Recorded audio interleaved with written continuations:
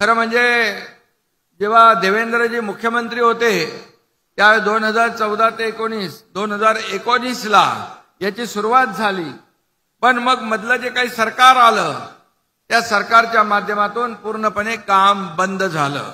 पुन्हा 2022ला जेव्हा तुमच्या मनातलं सर्वसामान्यांच्या मनातलं महायुतीचं सरकार आलं त्यावेळेस या कामाला पुन्हा गती मिळाली. स्वाती पांडे मॅडम आणि त्यांची सगळी टीम काम करू लागली आणि म्हणून खऱ्या अर्थाने आज आपण पाहतोय की कमी वेळामध्ये या ठिकाणी हे विमानतळ सुरू झालेलं आहे.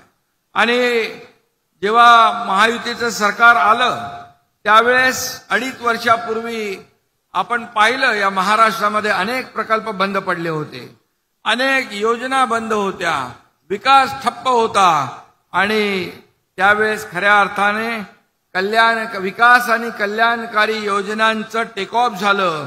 आणि तेव्हा विमानाचा पायलट मी होतो, देवेंद्रजी आणि अजितदादा को पायलट होते. आता देवेंद्रजी पायलट आहेत, आम्ही दोघं को पायलट आहोत. पायलटची सीट बदलली तरी सुद्धा विमानाचं विकासाचं विमान मात्र तेच आहे. त्याच गतीने आम्ही पुढे जातोय.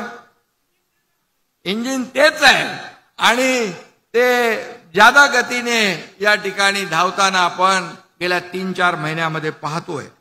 आणि खरं म्हणजे त्या विकासाची भरारी या पुढील काळात आपल्याला दिसेल.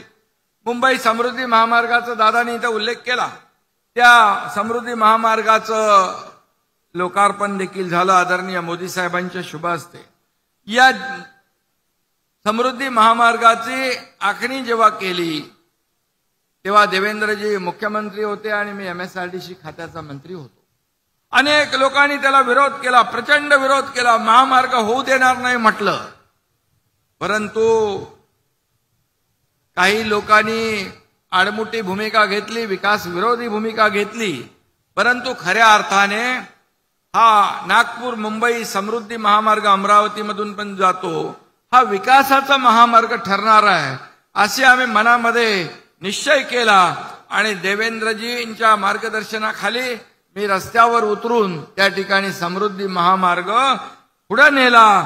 आणि म्हणून आपण म्हणतो मुश्किल नहीं है जीत की राह, मुश्किल नहीं है जीत की राह, ठान लिया जो तू अगर, वो मंजिल खुद चलकर आएगी, नाप दे जो तू डगर. आणि म्हणून जेव्हा आपण कुठलंही असं अशक्य काम नाहीये, परंतु आपल्याला इच्छाशक्ती पाहिजे, मनापासून आपण ठरवलं पाहिजे की होणार होणार होणार. आणि म्हणून 2.5 वर्षात जे काम आम्ही केलं त्याची सगळे आपण साक्षीदार आहात. आणि मुंबईतला कोस्टल रोड असेल, नवी मुंबईला जोड़नारा अटल सेतु, आता राम मोहन जी नवी मुंबई में जो एयरपोर्ट बनेगा उसके वजह से उसमें भी आपका योगदान है.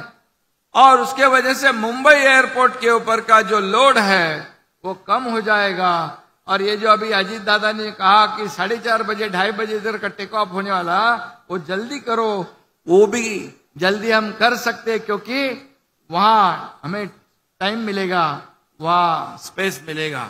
और इसलिए नवी मुंबई का एयरपोर्ट भी बहुत तेजी से बन रहा है.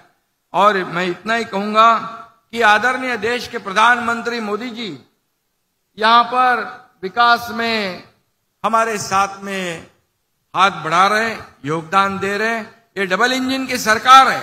आणि म्हणून मुरली, तुम्ही सांगितलं मुरलीजी की सगळ्यात जास्त विमानतळ गेल्या 10 वर्षात 86 विमानतळ वाढले. पूर्वीच्या विमानतळ आणि आताच्या विमानतळामध्ये फरक आहे. 400 विमानतळ तुमचं टार्गेट आहे. आणि म्हणून खऱ्या अर्थाने हाच जर विकासाचा वेग राहिला तर मला वाटतं मोदीजींच्या नेतृत्वाखाली या खरं म्हणजे या देशामध्ये आणि महाराष्ट्रात, आता तर सगळ्यात जास्त एअरपोर्ट महाराष्ट्रात आहेत, आणखी आपल्याला महाराष्ट्रात एअरपोर्ट करायचे आहेत, नाईट लँडिंग करायचं आहे. आणि खऱ्या अर्थाने आम्ही पालघरमध्ये देखील 3रा एअरपोर्ट करतोय आणि त्याला देखील तुमचं योगदान आवश्यक आहे. आणि म्हणूनच खऱ्या अर्थाने या पुढे जे विकासाचा जो वेग आहे तो वेग आपल्याला या ठिकाणी आदरणीय मोदी साहेब प्रधानमंत्री आहेत आणि या महाराष्ट्रामध्ये रेल्वेसाठी, रस्त्यांसाठी, एअरपोर्टसाठी, पोर्टसाठी या सगळ्या योजनांसाठी केंद्र सरकार पैसे देत आहे. आपण रेल कनेक्टिव्हिटी करतोय, एअर कनेक्टिव्हिटी करतोय, रोड कनेक्टिव्हिटी, पोर्ट कनेक्टिव्हिटी करतोय आणि ऍक्सेस कंट्रोल रोड बनवतोय. या राज्यामध्ये कुठल्याही कोपऱ्यात जायचं असेल तर 7 ते 8 तासापेक्षा जास्ती लागता कामा नये ही आमची संकल्पना आहे. आणि म्हणून नागपूर मुंबई पूर्वी 15 तास, 20 तास, 18 तास लागायचे. आता पाहतोय आपण 6 ते 7 तासात, 8 तासात मुंबईमध्ये पोहोचेल. आणि मला वाटतं आता अमरावतीवर मुंबईला 6 तासात माणूस जाईल. 6 तासामध्ये अमरावतीचे पालकमंत्री बावनकुळे आता 6 तासात नागपूर टू मुंबई. हे चमत्कार जो आहे हा समृद्धी महामार्गाचा आहे. आणि म्हणून मी एवढंच सांगतो, या ठिकाणी एअरपोर्ट झालाय, आता फ्लाइंग क्लबचा देखील शुभारंभ झालेला आहे. मोठी जागा आहे, फ्लाइंग क्लब होईल, मोठ्या प्रमाणामध्ये ट्रेनर मिळतील, पायलट आपल्याला मिळतील. आणि खरं म्हणजे इथून विमान जेव्हा आकाशात झेपावतील तेव्हा त्यांच्यासोबत अमरावतीची प्रगती आणि विकासही झेप घेणार आहे. आणि खऱ्या अर्थाने अशा प्रकारच्या पायाभूत सुविधा देणारं महाराष्ट्रातलं नंबर 1 आपलं राज्य आहे. अनेक विकास प्रकल्प आज सुरू आहेत, अनेक विकासाच्या योजना या ठिकाणी सुरू आहेत. आणि म्हणून आज मी एवढंच सांगतो की आता अमरावती हा 7 तासावर, ब्रेकफास्ट अमरावतीत करायचा आणि दुपारचं जेवण मुंबईत करायचं, अशा प्रकारचा तुमचा समृद्धी महामार्ग होता.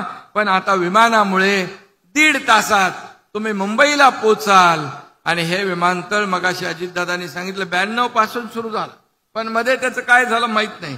पण जेव्हा देवेंद्रजी मुख्यमंत्री झाले त्यानंतर पुन्हा त्याला गती आली. मी मुख्यमंत्री झाल्यानंतर त्याला आणखी गती दिली.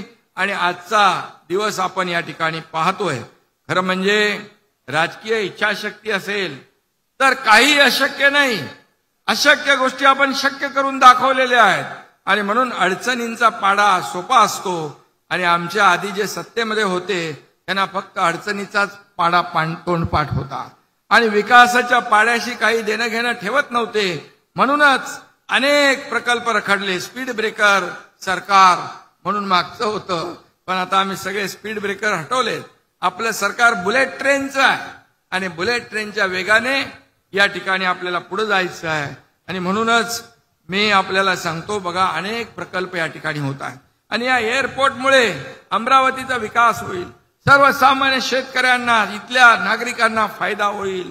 या ठिकाणी या वाहतूक व्यवस्था जिथे असते, रस्ते जिथे चांगले असतात, रेल्वे कनेक्टिव्हिटी असते, एअर कनेक्टिव्हिटी असते, त्या ठिकाणी विकास जलद गतीने होत असतो. आणि म्हणून सर्व नियोजित विमानतळांची कामं अशीच मार्गी लागली पाहिजे, यासाठी आपण प्रयत्न करूया. छत्रपती राजाराम महाराजांनी स्थापन केलेल्या कोल्हापूर विमानतळाचं विस्तारीकरण आदरणीय प्रधानमंत्री नरेंद्र मोदीजींच्या हस्ते झालं. तेव्हा कोल्हापूरचा ऐतिहासिक लुक आपण पाहतोय. हे देखील विमानतळ आंतरराष्ट्रीय दर्जाचं होईल. इथेही नाईट लँडिंग होईल. सर्व तयारी मला वाटतं झालेली आहे आणि हे लवकर होईल. आणि म्हणून आपल्या सर्व पदाधिकाऱ्यांना मी मनापासून शुभेच्छा देतो. खरं म्हणजे अमरावती विदर्भातलं शिक्षणाचं माहेरघर आहे आणि म्हणून इथून विमान सेवा सुरू करावी, झाली पाहिजे अशी मागणी अनेक वर्षापासून होती.